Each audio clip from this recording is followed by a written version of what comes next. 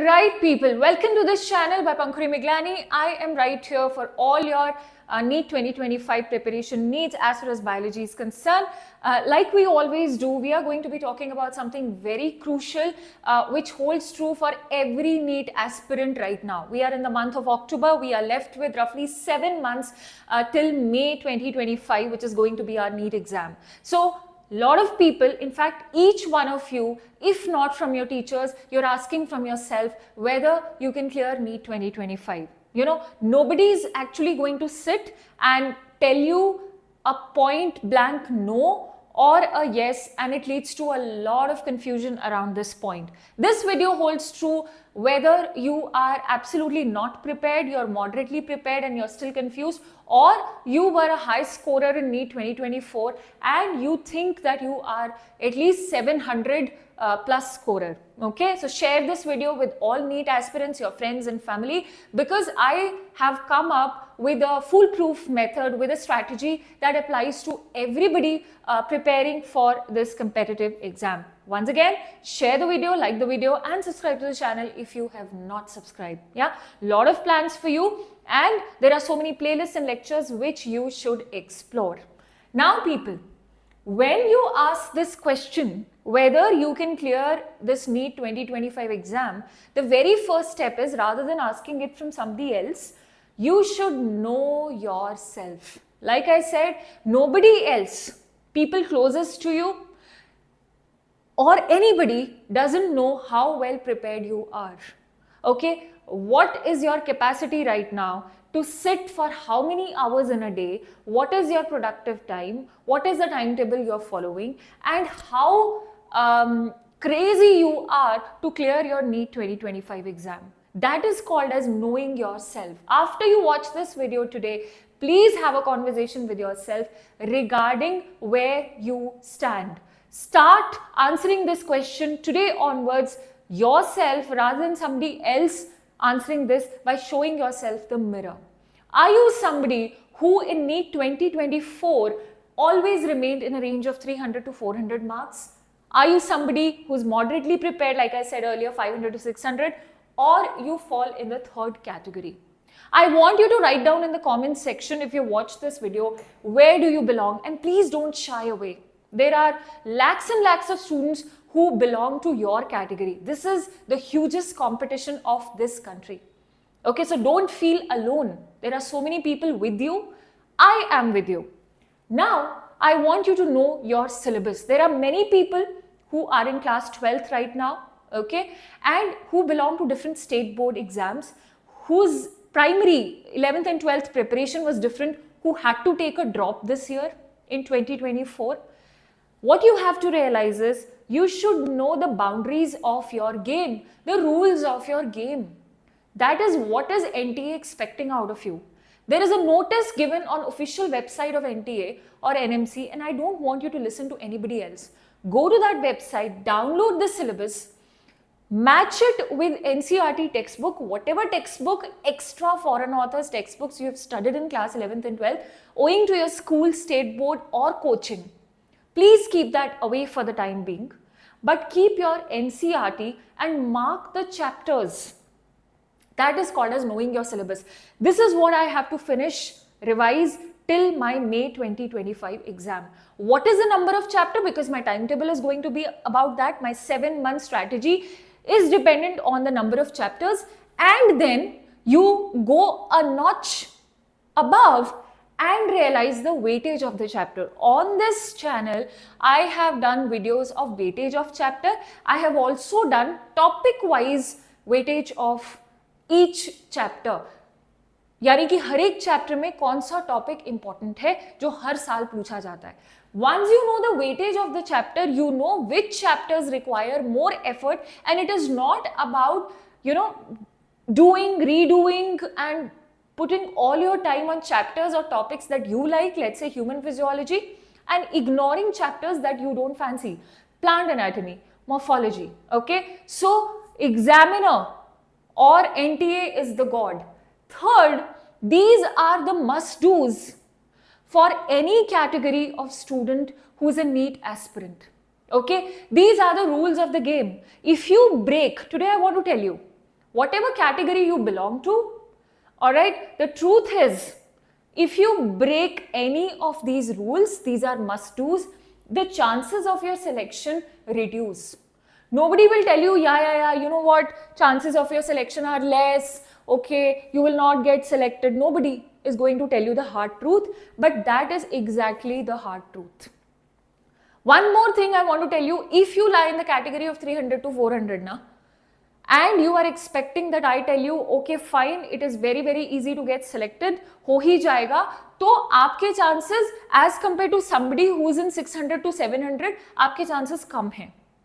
लेकिन I have met people in the past who really geared up in the last few months of their preparation, you know, who were unstoppable, even lying in the category of 400, 450, 360, they could do it. तो वो मैं आपको आज बता देती हूँ. What are the must do's? इसको आज लिख लें, कमेंट सेक्शन में भी लिख दें, और एक A4 शीट पर लिखकर please paste it on your study table. Theory of the chapter is the first step. और थियरी में क्या क्या आता है प्लीज ये जान लीजिए कि थियरी का मतलब ये नहीं है that you are studying from 10 books, you are studying the same topic from 10 teachers and you are trying to ask for notes from 10 people. Please stop depending yourself and your preparation on outside circumstances, on other people. Theory का सिर्फ ये मतलब है कि आप इस chapter को 3 step होते हैं जब आपको कोई कॉन्सेप्ट को याद रखना है. यू नो अ चैप्टर कि इस चैप्टर में मुझे ये पढ़ना है. प्लीज लेक्चर देखिए, बायोलॉजी फॉर नीट 2025 जो मेरी प्लेलिस्ट है उसमें लेक्चर देखिए. हर एक चैप्टर में सबसे पहले मैं ये बोलती हूँ, भाई ये चैप्टर आप पढ़ ही क्यों रहे हो? What is the content of this chapter? What are you going to study in this chapter? क्या मैंडेटरी टॉपिक्स हैं जो इस चैप्टर में जानने जरूरी हैं एग्जाम पॉइंट ऑफ व्यू से भी और जनरली भी.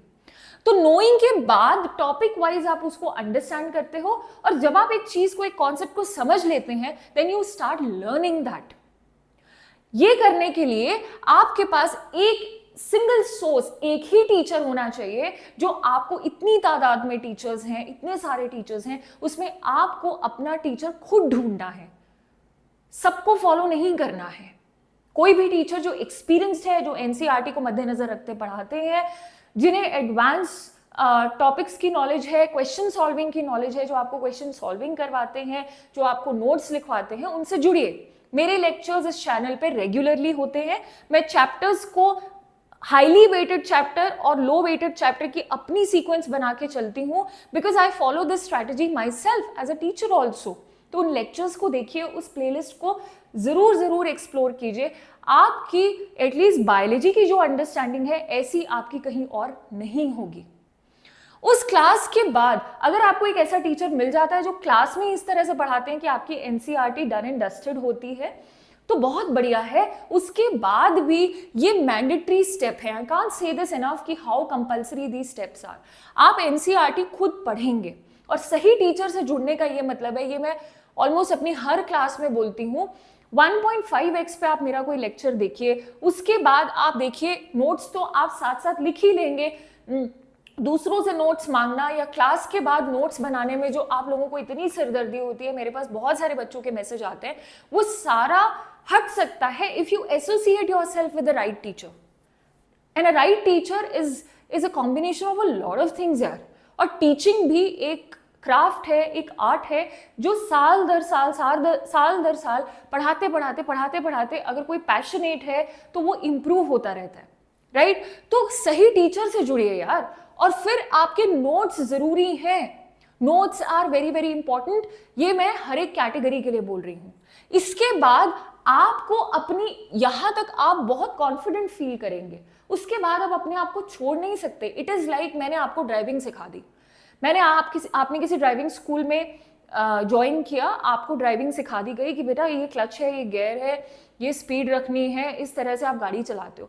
जब तक आप गाड़ी चलाओगे नहीं, या मैं आपको कहूँ यार स्विमिंग ऐसे करते हैं, जब तक आप खुद पानी में कूद के स्विमिंग नहीं करोगे, आपको वो चीज नहीं आएगी. That is equivalent to P/Q. ठीक है? ये P/Q आपको चैप्टर के सब टॉपिक्स का भी करना है. मान लो 20 क्वेश्चन मैंने मेल गैमेटोफाइट के किए, है ना। अभी लास्ट लेक्चर जो कल इस चैनल पे हुआ है, जरा अब आपको देख के लगेगा यार 2 घंटे का लेक्चर है, मैं तो नहीं देख रहा, वही 2 घंटे आप फेसबुक पे इंस्टाग्राम पे बशर्तिया वेस्ट करोगे। I am sorry to say that, लेकिन अब 7 मंथ्स में ये वो टाइम आ गया है जो आपको कोई आपको हार्ड ट्रूथ या रियलिटी बताए, ठीक है। अब आप उस लेक्चर को 1.5x पे देखिए जरा, उसके बाद आपके PYQs अपने आप बनेंगे, आपको कोई उसकी अलग प्रिपरेशन नहीं करनी है। That is another sign of associating with the right teacher, right source of knowledge, right classroom. सब टॉपिक वाइज भी करोगे, पूरा चैप्टर भी करोगे, इससे डरो मत। अक्सर लोग इस स्टेप से डरते हैं। और उसके बाद चाहे आपके 250 नंबर आते हैं, 300 आते हैं, 400 आते हैं, 500 आते हैं, मुझे लोग बोलते हैं if I become a part of mock test मेरा स्कोर तो बहुत कम आएगा, वो रिफ्लेक्ट होगा टीचर्स के सामने, प्लेटफॉर्म पर, बाकी बच्चों के सामने, मेरे पेरेंट्स के सामने, राइट। यही that is the sole purpose, that is the main motive of mock test. जितना आप लड़ाई को फेस करोगे, जितना आप रियलिटी को फेस करोगे, उतने ही आप तराशे जाओगे, then only you will shine. So you have to give mock test, I say, even if you are prepared for 2 chapters out of 97 chapters. या जो भी आपके, सपोज बायो के ही चैप्टर ले लो, 30 में से आपको 1 चैप्टर आता है, 32 में से आपको 1 चैप्टर आता है, I don't care. The idea is to go through the drill कि 3 घंटे में मुझे OMR शीट मार्क करनी है, इस तरीके से करनी है, ये पेन लेकर जाना है, ये 3 घंटे। मैं तो कहूंगी ये ऑफलाइन होने चाहिए। मेरे कई पुराने स्टूडेंट्स हैं जो आज मेडिकल कॉलेजेस में पढ़ रहे हैं, और उनसे मैंने लड़ाई कर करके, जो शायद ऑनलाइन टेस्ट सीरीज कितनी है हमारे देश में, ज्वाइन करके बैठे थे, वेरी गुड, वो आप करो, लेकिन जो एंड के 5-6 महीने हैं उनमें you should be a part of offline test, क्योंकि आपका एग्जाम ऑफलाइन है। Is that very very clear? उसके बाद मैं कैटेगरी वाइज आपको स्ट्रैटेजी बताने वाली हूं, ताकि आप जो लोग टेंशन में और डीमोटिवेटेड होके बैठे हो कि भाई मेरा तो नहीं बन सकता है, बेटा आपको पता है आज जिसका 600 से 700 का स्कोर है ना, उनके पेरेंट्स भी मुझे कॉल करके बोलते हैं शायद अगले साल इसकी प्रिपरेशन नहीं होगी, हम तो बिल्कुल लॉस्ट फील कर रहे हैं। क्योंकि नीट की हालत पिछले 2-3 साल से ऐसी ही है। जो टॉपर है उसको भी अनसर्टेनिटी फेस करनी पड़ रही है, और जो बाकी 2 कैटेगरीज में है उसको तो करनी ही पड़ रही है, उसको तो सेल्फ डाउट है ही। तो आज ये सेल्फ डाउट निकाल कर ना कर्म प्रधान हो जाओ, be action oriented and find the solution to the problem. अगर इस रेस में आप सिलेक्ट हो ना हो, आप डॉक्टर बनो ना बनो, लेकिन अगर आप स्ट्रेटेजिक एटीट्यूड अपनी पर्सनालिटी में, अपनी साइकी में डेवलप कर लोगे, तो आप डेफिनेटली एक बेहतर इंसान बनोगे और जिंदगी में कुछ कर ही जाओगे।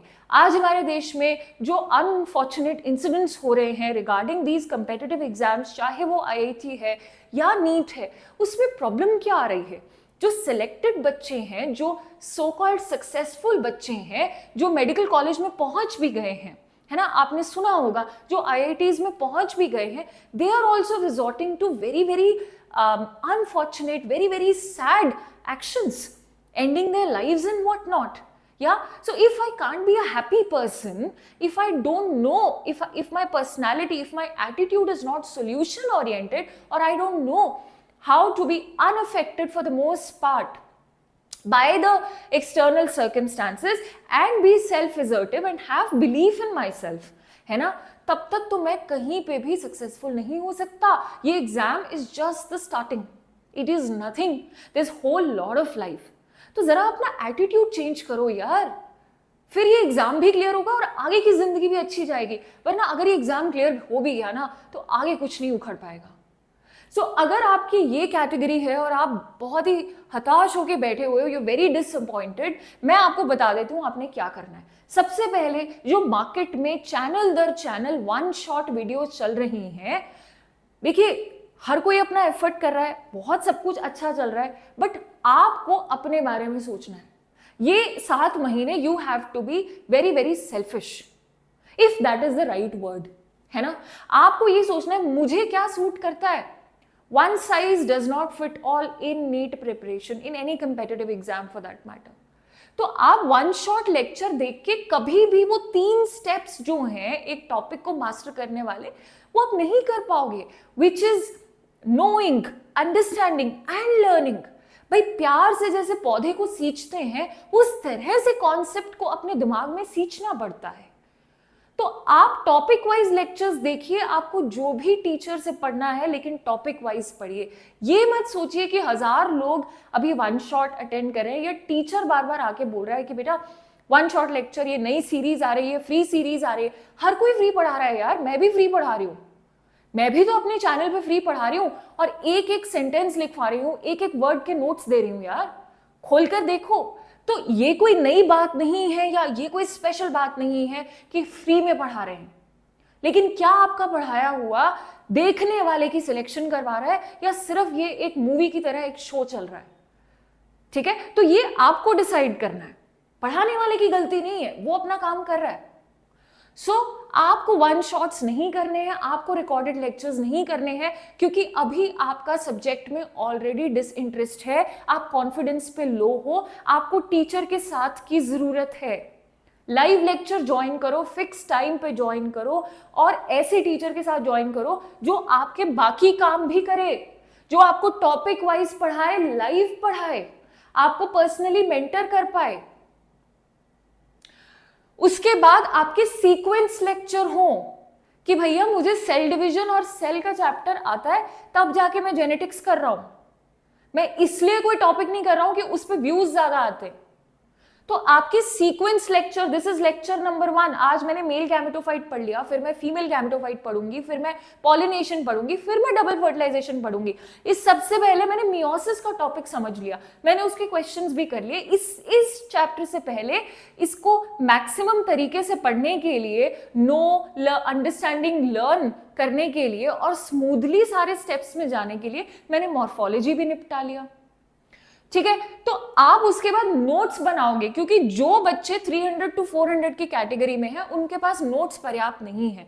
Your notes are not enough, you need to work harder as compared to the other two categories. If this is hard for you to listen, then I want you to check whether your dream is really your dream. भाई ये सुनने में बड़ा कड़वा लगेगा लेकिन यही सच है। अगर आपको लगता है कि मैं ये नहीं कर, हो सकता है आपको 12 घंटे पढ़ना पड़े आज से, स्टार्टिंग इस स्ट्रैटेजी के अकॉर्डिंग हो सकता है आपको 12 घंटे पढ़ना पड़े, क्योंकि आपका कोई भी चैप्टर प्रिपेयर्ड नहीं है, पूरा सिलेबस ही आपका बैकलॉग से भरा हुआ है।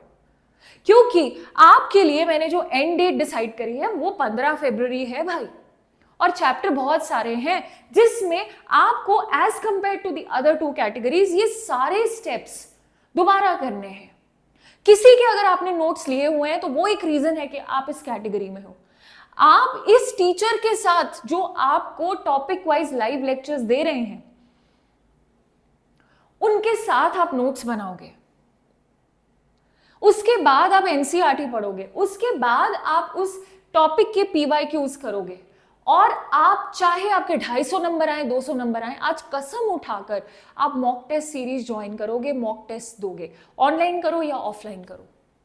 चाहे आपके 100 नंबर आए, चाहे आप फेल हो जाओ, चाहे आपको ये सुनने को मिले योर वर्थ नथिंग, उस जीरो से जब आप उठकर ये स्ट्रैटेजी फॉलो करके बिना टूटे जब आप उठकर आओगे तो आप you will never be the same person.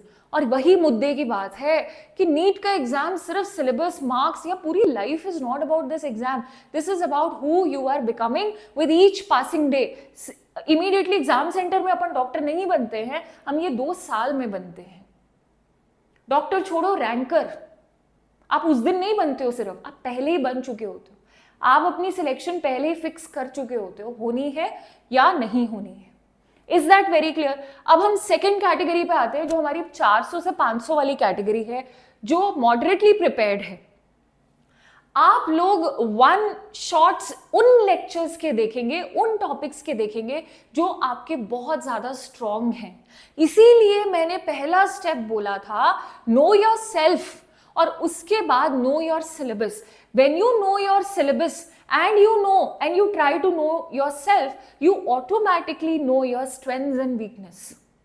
भाई मेरा ये प्रिपेयर्ड है, इसमें मेरा हमेशा अच्छा स्कोर आता है। अगर आप इस कैटेगरी में हो भाई, 2 चैप्टर, 3 चैप्टर, 5 चैप्टर, 1 चैप्टर, कुछ तो होगा ऐसा, सिर्फ उन टॉपिक्स के आप वन शॉट अफोर्ड कर सकते हो। आपका ब्रेन किस तरह से कॉन्सेप्ट्स को, नॉलेज को एसिमिलेट करता है। अरे भाई ये तो समझो, क्यों शोर का, रेस का, क्राउड का, भीड़ का हिस्सा होकर अपना नुकसान कर रहे हो।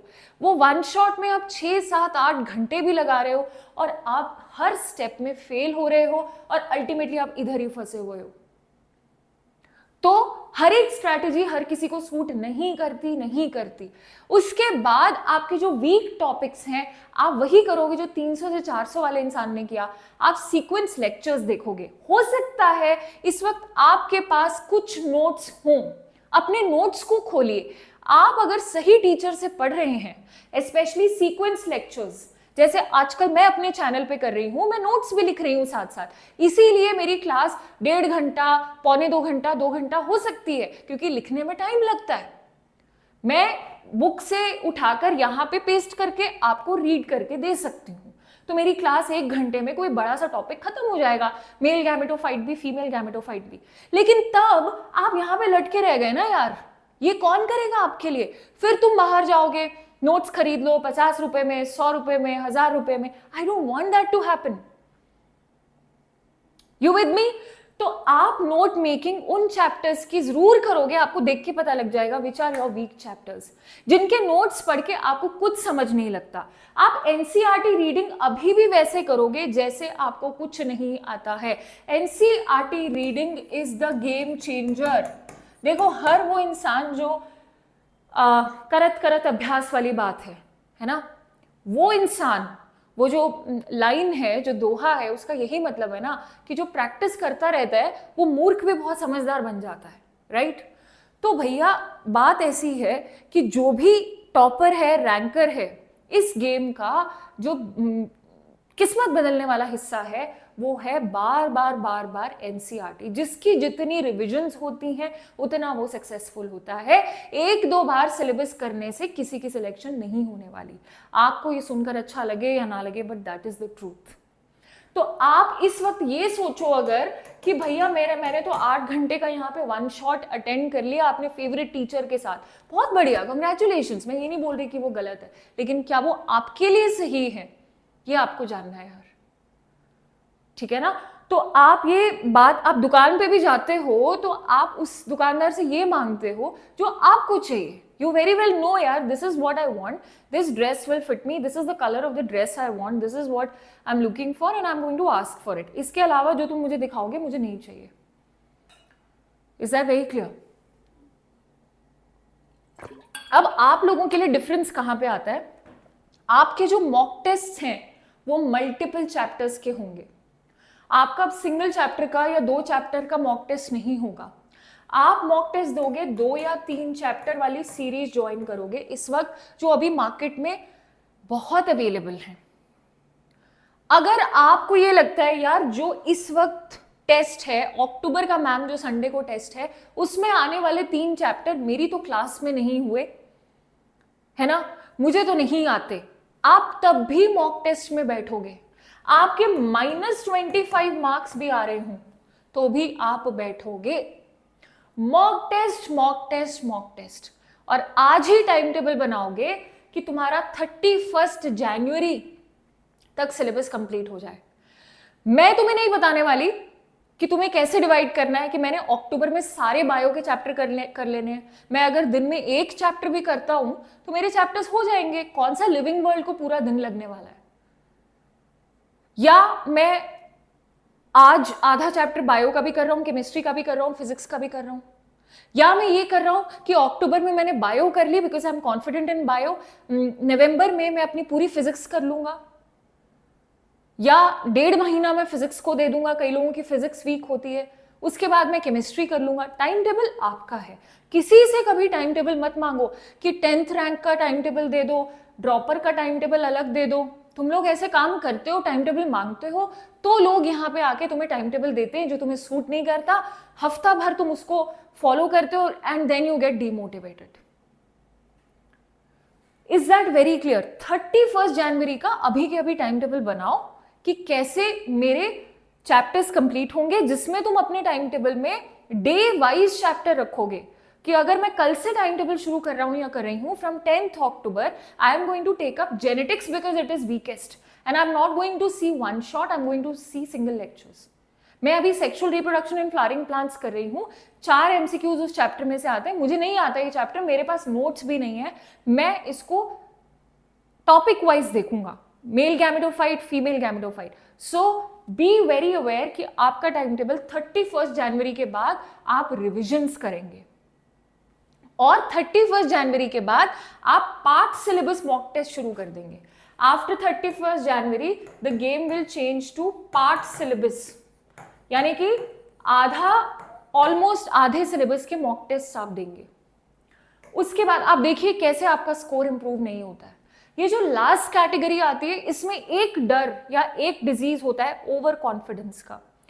तो प्लीज ओवर कॉन्फिडेंस मत रखिए। मैंने बहुत बार देखा है कि जो 700 पे बैठा होता है वो अगले साल 600 पे आ जाता है, जो 500 पे बैठा होता है वो 700 पे पहुंच जाता है। कुछ भी हो सकता है, एनीथिंग इज पॉसिबल। आपको भी वो सारे स्टेप्स फॉलो करने हैं, लेकिन डिफरेंस क्या आता है कि आप one shots most of the topics के लिए कर सकते हो, क्योंकि आपका सिलेबस काफी हद तक प्रिपेयर्ड है। इस वक्त मैं ये सोच रही हूं कि आपके नोट्स भी बने हुए हैं, आपने 2024 में अच्छे खासे नोट्स बना लिए थे। अगर अभी भी किसी चैप्टर में लगता है कि नहीं यार ये नोट्स उतने अच्छे नहीं हैं, इससे हो ना हो, देखो चेक करने का क्या तरीका होता है।